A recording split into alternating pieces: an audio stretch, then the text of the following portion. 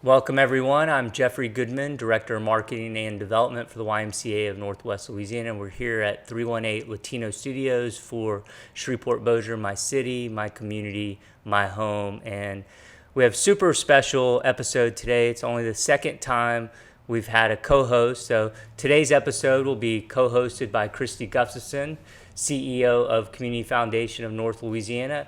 And our guest today is Laura Baxter from LSU Health Shreveport. Thank you both so much for being here with us. Thanks. Yeah, thanks for the opportunity. Absolutely. Can't wait. So before we start, I will say I think these are two of the most important people in our community. So I'll just leave it at that. Okay. All right. So Laura, our first question today is, if you would, please define adverse childhood experiences, or ACEs as they're commonly known, and why do they matter? Okay. So adverse childhood experiences is a term coined by two researchers in the late 90s, and they use this description to describe 10 types of hardships that children can face in childhood. This by no means is an exhaustive list. It doesn't include every type of hardship that a child can face, but this was the focus of their original study. And what they found was that as the number of these negative traumatic events increased, as children experienced more hardship in childhood, so then did their risk for poor health outcomes go up. It increased similarly. So it really was a landmark study, and it changed the paradigm of medicine as we know it today. We began to realize that many diseases and health conditions might be interrelated and coming from a single root cause.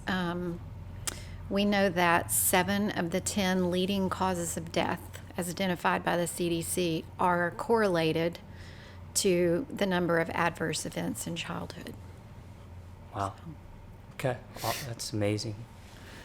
So, Laura, why do some of us thrive despite adversity while others are overwhelmed or don't thrive by similar circumstances? In a nutshell, it is a bank of personal resources that we have that makes us resilient or able to withstand hardships.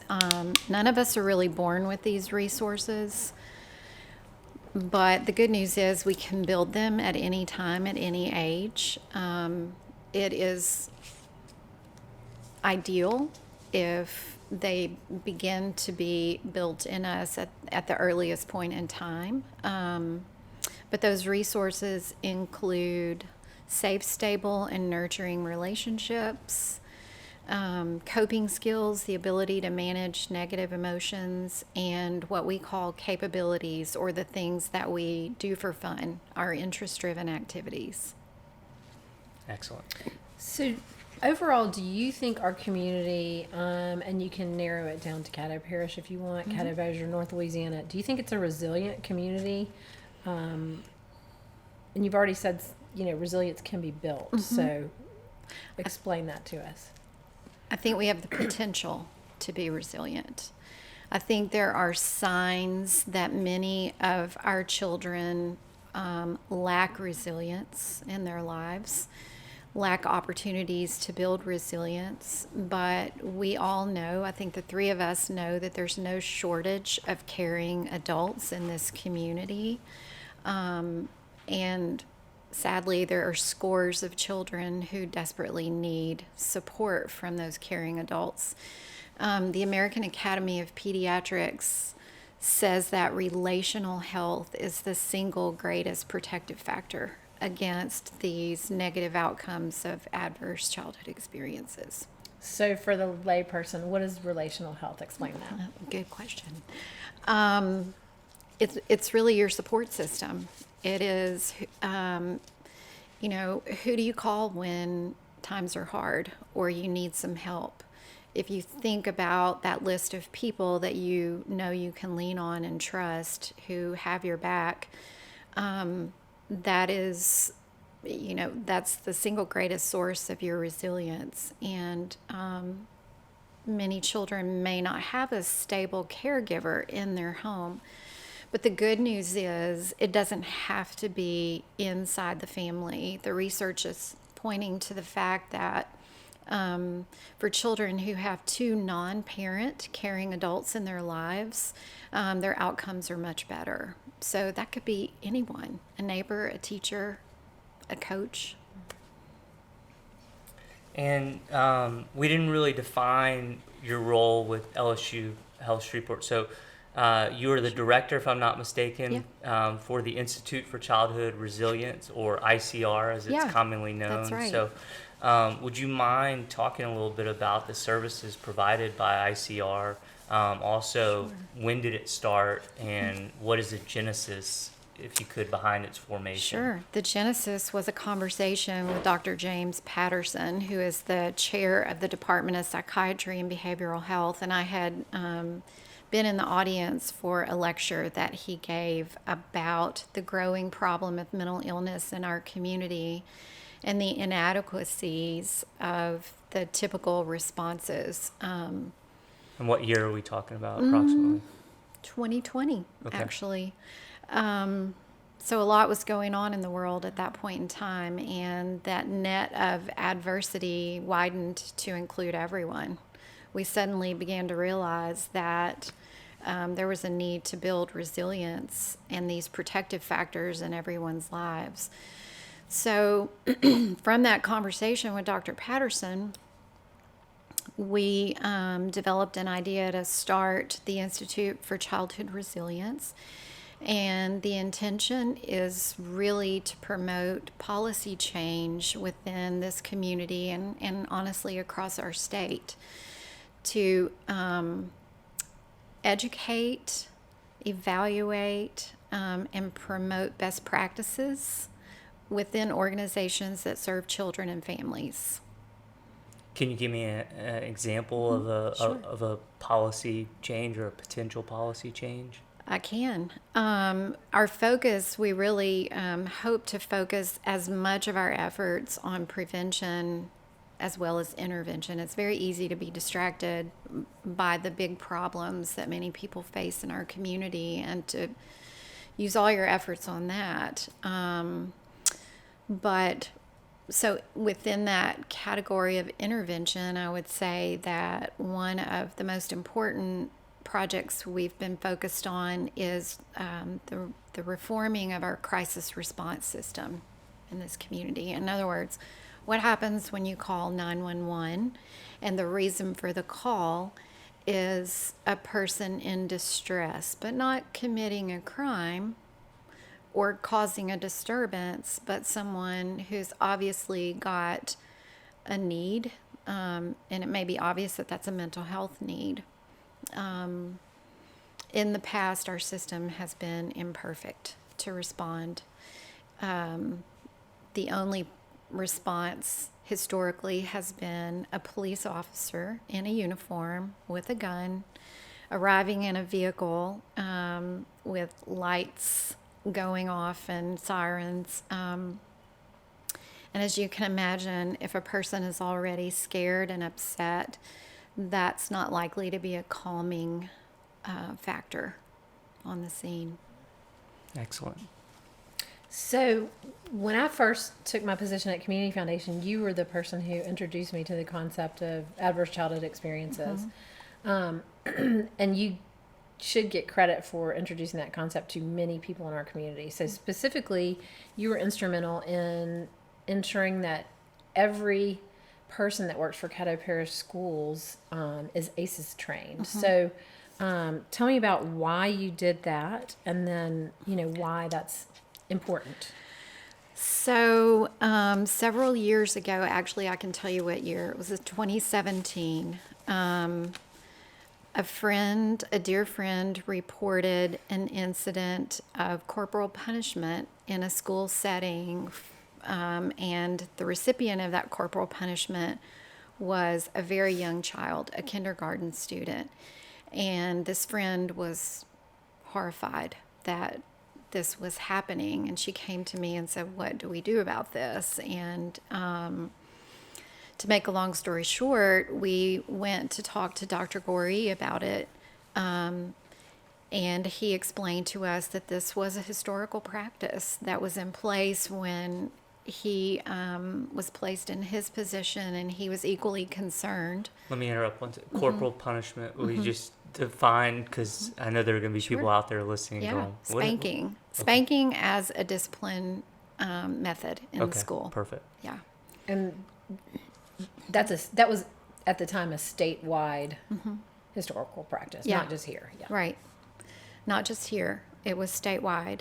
And so as we talked to Dr. Gorey and other leaders in the education system, it became clear that there was going to need to be a grassroots approach, providing education to people about what adverse childhood experiences are and the impact that they can have on a child's development, and how possibly corporal punishment could add to that ACE load rather than an alternative, which might otherwise be a therapeutic response. So we recruited about 35 people from the community and asked the state office of the Bureau of Family Health, I believe is the portion of the Department of Health that oversees ACE trainings, and we asked them if they would come here and train all these people,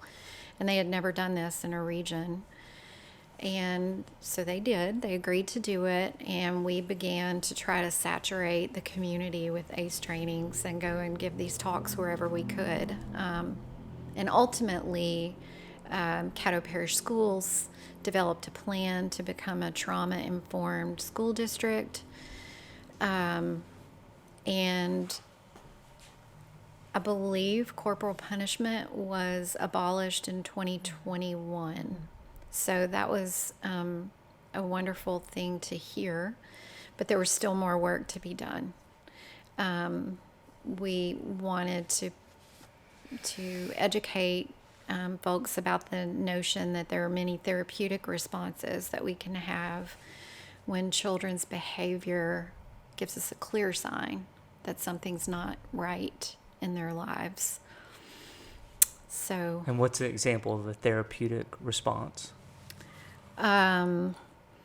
well, when a child is feeling in danger for any particular reason, we say that their emergency brain is activated. And what we want to help them do is activate their safety brain. No one can learn well when they're in fight or flight response mode.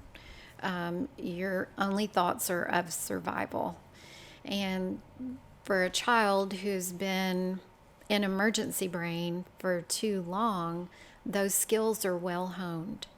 And I use the term skills loosely because what we're referring to is aggression, oftentimes avoidance, other responses that are not necessarily functional or healthy for themselves or other people around them. So in some schools, I believe University Elementary was the first place to start this.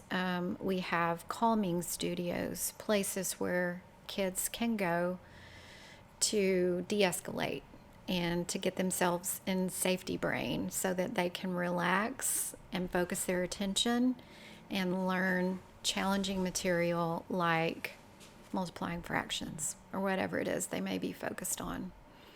So I have a question to kind of qualify what you're talking about. When you defined adverse childhood experiences, you didn't give a specific list of those, and Right. Of course I know them, and you know them, but I'm thinking the listener might not know what would cause a kid to be what could cause a kid at home to be an emergency brain and carry emergency brain from home Sure. to school. Can you give an example? Yeah. let's just say a child witnesses domestic violence that morning, or he or she has been the victim of physical or sexual abuse. Those are 3 of the list of 10 possible ACEs that a child can experience. And the truth is, most of us do not have an ACE score of 0. The way the study worked was that people were given a questionnaire to complete. And if you had ever experienced one of these negative events, you got a score of 1. And the most you could score on it, obviously, was a 10, regardless of how many times it happened to you. So, the truth is the prevalence rate of ACEs is really high. Very few people have a 0. So, thinking about everything that's been accomplished with Caddo schools, and I'm so thankful for you and for them for embracing the trauma-informed model. Where would you go from there? Do you feel like the whole community needs to understand the concept of ACEs? Yes. And if so, in your ideal world, what would that look like? In my ideal world, every child would have an opportunity for childhood. That includes caring people, the opportunity to find their passion through interest-driven activities, and an opportunity to learn how to manage strong negative emotions. And the truth is, adversity and stress are going to impact all our lives eventually. So we all need those things in great abundance. But there are many children in our community who don't have the opportunity to do things like learn to play a musical instrument or play on a sports team.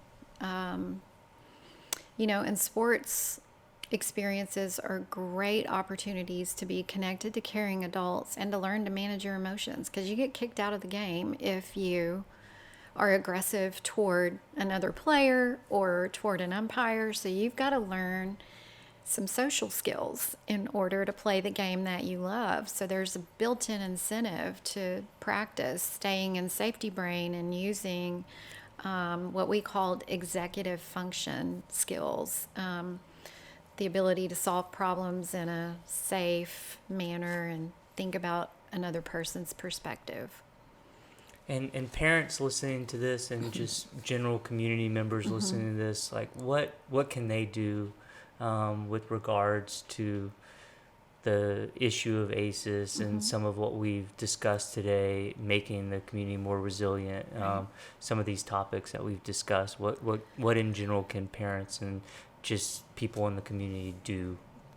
Parents, at the simplest level, parents can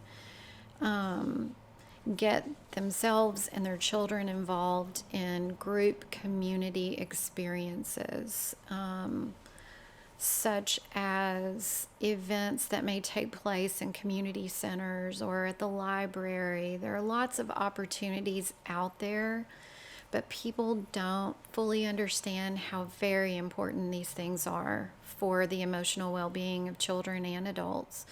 We see fun and play as frivolous and honestly something you do when you have nothing else to do. And in fact, it's really the nutrition of our emotional well-being. So those kinds of community events or places that create opportunities to get to know people, for your children to form relationships with caring adults, and to learn a skill or find a new interest, those are invaluable things. But we need to make them accessible to all children, and they're not. Because they're not affordable, or they require transportation. It's usually money or transportation that are the barriers.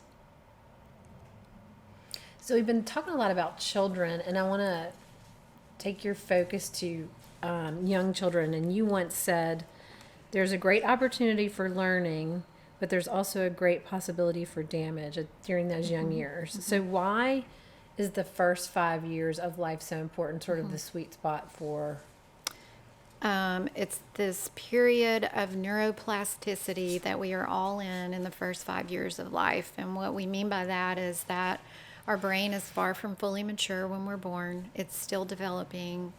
There is an explosive amount of learning that's going on at all times for children. And ironically, all this happens before formal education begins. But we are constantly learning both healthy and unhealthy things, positive and negative things through our experiences. And so, in the best of conditions, children can learn and develop and be supported by caring adults and pursue the things that they're interested in and be curious, and have support from an adult to help them manage their emotions, because toddlers are terrible at managing their emotions. They need what we call a co-regulator, because they can't regulate their emotions by themselves. But if a toddler grows up and never learns those skills, they end up perhaps incarcerated in the worst situations, because the things that a toddler does when they're frustrated can get you arrested as an adult. So it's important for every child to, whenever possible, to grow up in a safe environment and then to have those enrichment experiences that we've talked about, what we call extracurricular activities. Or for kids under 5, I'm teeing this up because, Yeah. I love it. Early childhood education, preschool, Right. Yeah. high quality preschool. Right. That's that is a wonderful opportunity in our community for children who may not otherwise have access, because of those barriers of transportation and cost, to these rich experiences, and also to build relationships with caring adults. And both of y'all have been instrumental to that end, so I commend you very much in your efforts. This is our final set question. We keep the conversation going forever. It is a long question, so hang in there Okay. with me. Like Kristi's last question, I'm going to start with a quote of yours. You once said, "Every child in this community deserves a childhood." Let's say someone's listening, they're a parent, and they say, "I'm a parent, I have a low ACEs score. Why, as a community member, should I care about other people in my community who have high ACEs scores?"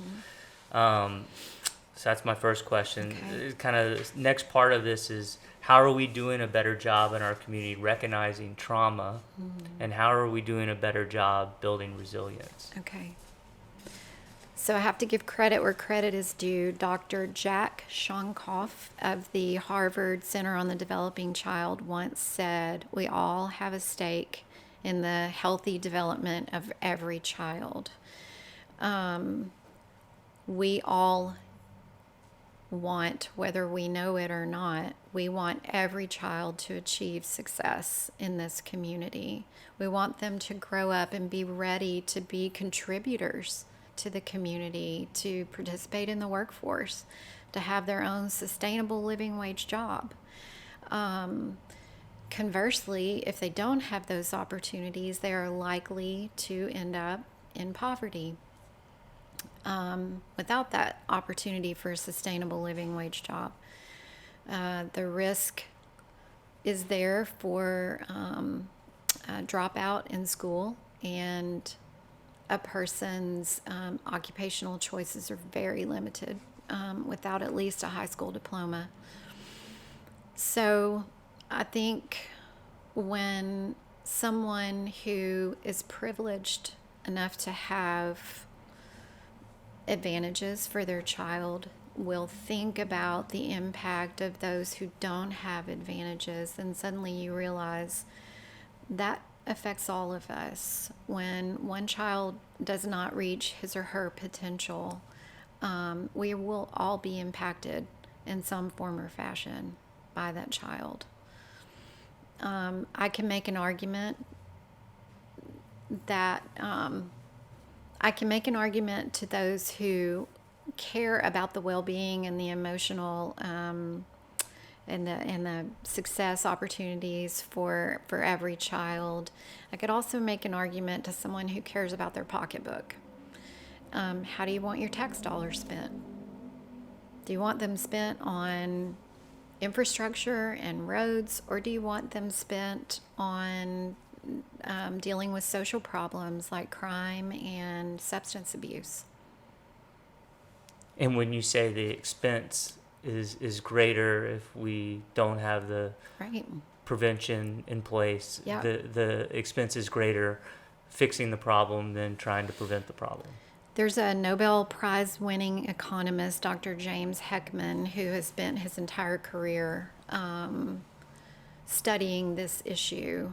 And what he says is that there's no greater investment in economic development for a community than investing in young children at the earliest age, really from birth to 2, which is been a focus point for the work that the Community Foundation has been spearheading. And I'm so proud of what Kristi has done and the commitment that they've made. And this is a marathon, not a sprint. I mean, we are planting seeds now that we hope will bloom within a generation. So we may all 3 be sitting home retired when we see the fruits of all that work. And did we cover, just before I kind of turn it back over to y'all, did we cover how we're doing a better job building resilience? Do we feel like we've talked about that, or how we're doing a better I think job? we're more aware. I think as a community, certainly people are more aware of what that acronym means, ACEs. That's become a term that we hear more often. I think there's a lot of room for action because the ACE study showed us some pretty daunting outcomes, like something that was in many cases, somebody might assume meant fatal outcomes for many, but actually the ACE study also showed us that even people with a high ACE load, many of them, 45% of that group, actually did not have those poor health outcomes. They had resilience. They had a support system. They had learned how to manage heartbreak and hardship, because we're all going to have that in our lives. We've got to really be putting deposits in our resilience bank all along the way so that when we do experience those things, we're not bankrupt. And both of you are far more expert on this entire discussion than I am. Is there anything either of you would like to insert or add to the conversation that we haven't hit on? Again, we have all the time in the world. So, Laura, I was gonna. I mean, one thing that's been impactful to me in learning about this space is, of course, prevention and then response in building resilience. So, if you're a parent,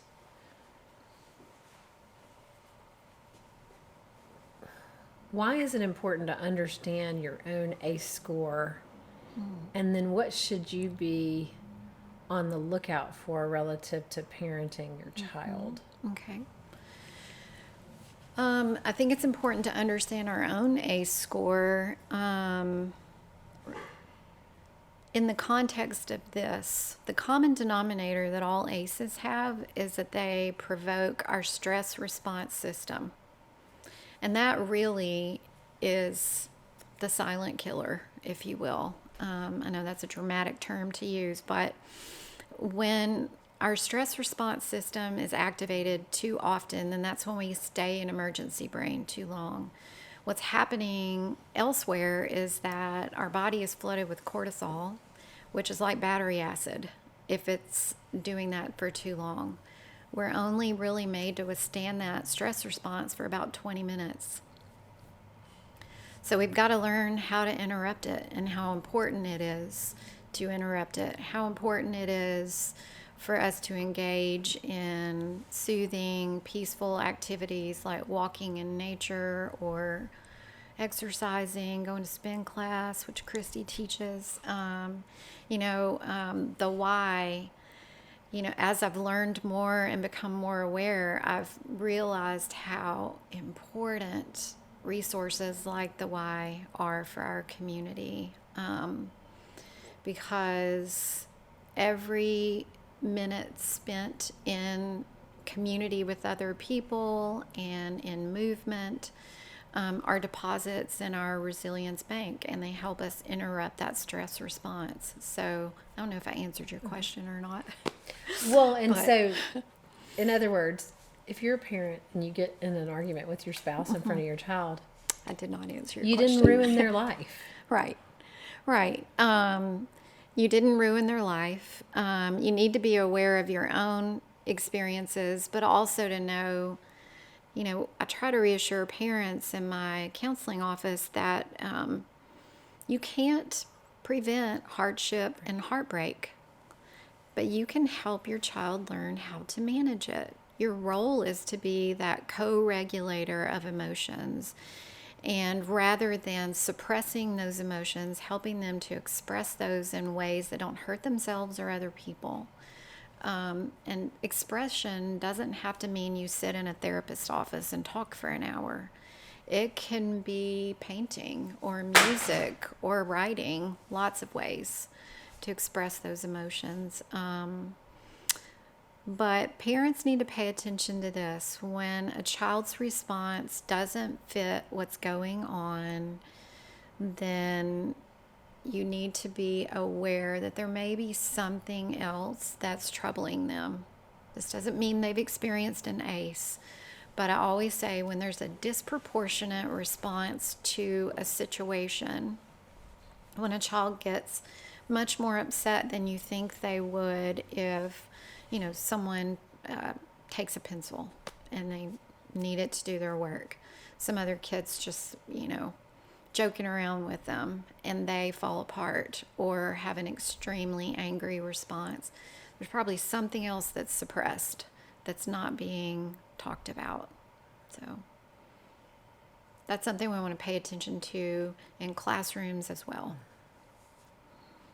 Kristi, anything else? Laura? I don't think so. Well, I commend both of you for all you've done for the community. I feel so fortunate to know both of you a little bit and to have gotten to see you in action. So this community is super fortunate to have you, and just keep at it. Thank you. Yeah, thank you. Thanks for being my teacher. Oh, and thank you for, I just want to take an opportunity to thank Kristi for her commitment to this work. She has been unrelenting, and, at times it's discouraging when elected officials change and funding commitments change, and you have to stay committed to the course, and she has done that, and I'm so proud to hang on to your coattails. Thank you. Thank y'all.